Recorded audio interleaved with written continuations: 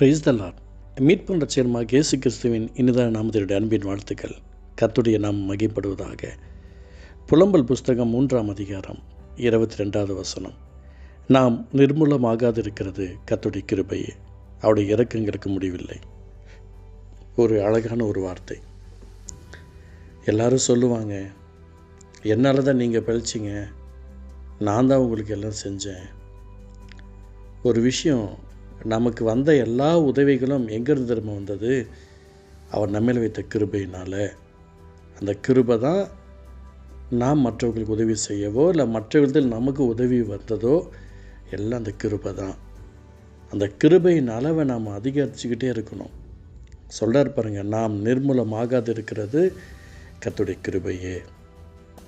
இன்றைய தினத்தில் எத்தனையோ நேரங்களில் எதிர்ப்புகளுக்கு மத்தியில், ஏக்கத்துக்கு மத்தியில் நாம் புலம்பிக்கிட்டு இருக்கிறோம், தடுமாறிக்கிட்டு இருக்கிறோம், கண்ணீர் வடிக்கிறோம், உபவாசிக்கிறோம். எனக்கு உதவி செய்ய யாருமே இல்லையே என்று சொல்லி நினச்சிட்டு உட்காந்துருக்கிறோம். இந்தியாவில் இருக்கிறவங்க ஒரு மாதிரியான பிரச்சனைகளுக்கு மத்தியில் இருப்பாங்க. அமெரிக்காவில் இருக்கிறவங்க அவங்க ஒரு பிரச்சனைகளுக்கு மத்தியில் இருப்பாங்க. ஜப்பானில் இருக்கிறவங்க அவங்களுடைய நாட்டுக்கு தகுந்த மாதிரி அவங்களுடைய பிரச்சனைகள் இருப்பாங்க. ஒவ்வொரு ஏரியாவுக்கும் பிரச்சனைகளுக்கு வித்தியாசமான காரியங்கள் இருக்குது. ஆனால் இவை எல்லாவற்றையும் கர்த்தருடைய பார்வை ஒன்று விடாமல் பார்த்து கொண்டே இருக்கிறது. அத்தனை ஜனங்களுக்கும் பாதுகாப்பு எங்கேருந்து வருகிறதுனா அவருடைய கிருபை தான். நிர்மூலமாகாது இருக்கிறது கர்த்தருடைய கிருபையே. எனக்கு பிரியமானவர்களே, நம்முடைய ஆசீர்வாதங்கள் நம்முடைய வாழ்க்கையில் அவங்க எனக்கு உதவி செய்யணும், இவங்க எனக்கு உதவி செய்யணும் இல்லைங்க. அப்படி நினைக்காதீங்க. அப்படி நினைக்காதீங்க. யார் திரும்ப நமக்கு உதவி செய்யணும்? கர்த்தர் நமக்காக ரத்தம் சிந்திருக்கிறார். அவருடைய கிருபை நமக்கு உதவியாக இருக்கிறது. இன்றைக்கி நாம் நிர்மூலமாகாமல் இருக்கிறது அவருடைய கிருபை. அந்த கிருபையை பெற்றுக்கொண்ட பின்பு அந்த கிருபைக்காக நம்ம வாழணும், அந்த கிருபைக்காக ஓடணும், அந்த கிருபைக்காக நிற்கணும். அந்த கிருபையின் ஆசீர்வாதம் நம்முடைய வாழ்க்கையில் கடந்து வர மேன்மையான பலன் நம்முடைய வாழ்க்கையில் நிறைவாக வந்துக்கிட்டே இருக்கும். உங்களுக்கு நான் இயேசுவின் நாமத்தில் நான் சொல்கிறேன், எனக்கு உதவி செய்ய ஒருவருமே இல்லையே என்று நீங்கள் கலங்கிட்டு இருக்கிறீங்கல்ல, உங்களை தான் அநேகருக்கு உதவி செய்யும்படியாக கர்த்தர் மாற்றப் போகிறார். என் பையனுக்கு என்ன செய்யறதுன்னு தெரியல, என் மகளுக்கு என்ன செய்யறதுன்னு தெரியல, என் குடும்பத்தில் இருக்கிறவங்களுக்கு நான் எப்படி காப்பாற்ற போகிறேன்னு தெரியல, ஒரு கலக்கம் இருக்குது தானே. எப்போ உங்களுக்கு தெரியல என்ற ஒரு விஷயம் வந்துடுச்சோ அப்போ நீங்கள் உங்களை ஆஃப் பண்ணி வச்சுக்கணும், அந்த கிருபையை ஃப்ரண்ட்டில் வர வைக்கணும். என்ன சொல்லணும் தெரியுங்களா?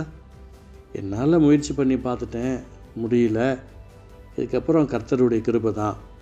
நீங்கள் சொல்லி பாருங்களேன், அவருக்கு வேலை வச்சு பாருங்களேன், ஆண்டவருடைய கிருபை தான் பார்க்க போகுது அப்படின்னு சொல்லி பாருங்களேன். நடத்துகிற விதமே வித்தியாசமாக இருக்கும். உங்களுக்கு நான் இயேசுவின் நாமத்தில் நான் சொல்கிறேன். நான் எத்தனையோ நேரங்களில் தடுமாறின சூழல்கள் எல்லாம் அந்த கிருபையை நான் நினச்சி பார்க்கும்போது எத்தனையோ வேதனைகள் எல்லாம் காணாமல் போயிருக்கிறது. இன்று நான் நிற்பதும் நிர்மூலமாகாது இருக்கிறது கர்த்தருடைய கிருபை, உயிரோடு இருக்கிறது கர்த்தருடைய கிருபை. எனக்கு ஜீவனை கர்த்தர் வைத்திருக்கிறது அவருடைய கிருபையை குறித்து அநேகருக்கு சொல்லும்படியாகத்தான். அநேகருடைய வாழ்க்கையில் இன்று எத்தனையோ குடும்பத்தில் ஜீவன்கள் இருக்குது அப்படின்னு சொன்னால் எனக்கு அவர் கொடுத்த கிருபையை நான் யூஸ் பண்ணிக்கிட்டு இருக்கிறேன். எனக்கு கொடுத்துருக்கிற கிருபையை தனிப்பட்ட விதத்திலேயோ இல்லை குழுவாகவோ ஏதோ ஒரு விதத்தில் ஆண்டோடைய நாமத்திற்காக நான் பிரயாசப்பட்டுக்கிட்டு இருக்கிறேன்.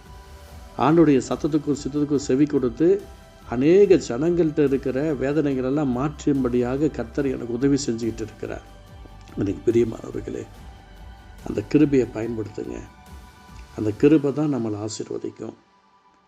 உங்களுக்கு கோடி ரூபாய் சேல்ரி வந்தாலும் அதுக்கப்புறம் நீங்கள் என்ன பண்ணுவீங்க தெரியுங்களா? ஒரு மாதம் உங்களுக்கு 1 கோடி ரூபா சேல்ரி அப்படின்னு சொன்னால் நீங்கள் இப்போ இருக்கிற ஊரில் இருப்பீங்கன்னு நினைக்கிறீங்களா? நீங்கள் இப்போ இருக்கிற கிராமத்தில் இருப்பீங்கன்னு நினைக்கிறீங்களா? உங்களுக்கு திடீர்னு 1 கோடி ரூபா சம்பளம் உங்கள் பிள்ளைங்களுக்கு இல்லை உங்களுக்கோ யாருக்கோ ஒருத்தவங்களுக்கு வந்துருச்சு, அது ஒரு 5 வருஷம் வரப்போகுது. இப்போ இருக்கிற கிராமத்தில் இருப்பீங்கன்னு நினைக்கிறீங்க? சான்ஸே கிடையாது. ஒரு பெரிய இடத்துல இடம் வாங்கணும், நல்ல வீடு கட்டணும், நம்ம அப்படி இருக்கணும் இப்படி இருக்கணும் மைண்ட் ஆட்டோமேட்டிக்காக போகுது இல்லைங்களா? அதே மாதிரி தான் இந்த கிருபையை உங்களுக்கு பெற்றுக்கொண்ட பின்பு அந்த ₹1,00,00,000 பணத்தை காட்டிலும் இந்த கிருபை மிகப்பெரியது. அந்த ₹1,00,00,000 5 வருஷத்தில் நின்று போயிடும்.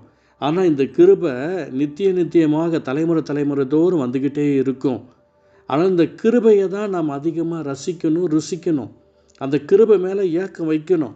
அந்த கிருபைக்காக ஏங்கிட்டு இருக்கணும். அந்த கிருபைக்காக தாகமாக இருக்கணும். அந்த கிருபை தான் நம்மளை நிர்மூலமாக்கலை. அதே மாதிரி அந்த கிருபை மற்றவர்களையும் நிர்மூலமாக்காதபடிக்கு நாம் மற்றவர்களுக்காக மன்றாடணும், பிரயாசப்படணும். எனக்கு பிரியமானவர்களே, நாம் நிர்மூலமாகாது இருக்கிறது கர்த்தருடைய கிருபையே. அந்த கர்த்தருடைய கிருபை உங்களுடைய வாழ்க்கையில் செழித்து கொண்டு இருக்குதுன்னு நான் விசுவாசிக்கிறேன். இந்த வார்த்தையின் பிரகாரமாக நீங்கள் ஆசுதமாக இருக்குன்னு நான் நம்புகிறேன். நீங்கள் உங்களை விட்டு கொடுங்க. எனக்கு இவங்க உதவி செஞ்சாங்க, அவங்க உதவி செஞ்சாங்க நீங்கள் சொல்கிற வரைக்குமே உங்களால் அடுத்த கட்ட ஆசீர்வாதத்தை பார்க்கவே முடியாது. உங்களுக்கு யாரால் உதவி வந்தது? ஏசப்பா அவருடைய கிருபையால் தான் வந்தது. நீங்கள் என்ன சொல்லணும்? கர்த்தருடைய கிருபையால் நாங்கள் இப்படி இருக்கிறோங்கன்னு சொல்லணும். நீங்கள் ஒரு மனுஷனையோ ஒரு மனுஷியோ இல்லை உங்களுடைய ஜாப்பையோ இல்லை உங்களுடைய பணத்தையோ உங்களுடைய பொருளையோ உங்களுடைய மற்ற விஷயங்களையோ யாரோ ஒரு குறிப்பிட்ட நபரையோ நீங்கள் சொல்லிட்டு இருக்கிறீங்க அப்படின்னு சொன்னால் இன்னும் பெரிய பெரிய தேவைகளினால் நீங்கள் பாதிக்கப்பட்டுடுவீங்க. அதனால் மனம் திரும்பி நான் நிர்மூலமாகாது இருக்கிறது கர்த்தருடைய கிருபை. அந்த கிருபை தான் எங்களுக்கு இதெல்லாம் கொடுத்ததுன்னு நீங்கள் சொல்லணும். எப்படிங்க இது உங்களுக்கு வந்து சேர்ந்தது? கிருபை தாங்க. எப்படி நீங்கள் இவ்வளோ பெரிய லெவலில் போனீங்க? கிருபை தாங்க. எப்படி ஆசுதமாக இருக்கிறீங்க? கிருபை தாங்க. ஏசப்பா கிருபைதான்னு சொல்லிக்கிட்டே இருங்க. உங்களுடைய ஆசீர்வாதத்துக்கு முடிவே இருக்காது. அன்பு தகப்பனே, நாம் நிர்மூலமாகாது இருக்கிறது கர்த்தருடைய கிருபையே. அவருடைய இரக்கங்களுக்கு முடிவில்லைன்ற வார்த்தையின் பிரகாரமாய் இயேசுவின் நாமத்தில் அந்த வார்த்தை கேட்டுக்கொண்டிருக்கிற ஒவ்வொரு உள்ளங்களிலும் இல்லங்களிலும் ஆசீர்வாதங்கள் பெருகட்டும், பெரிய காரியம் செய்யும், ஆசீர்வதியும். இயேசு நல்ல பிதாவே. ஆமீன்.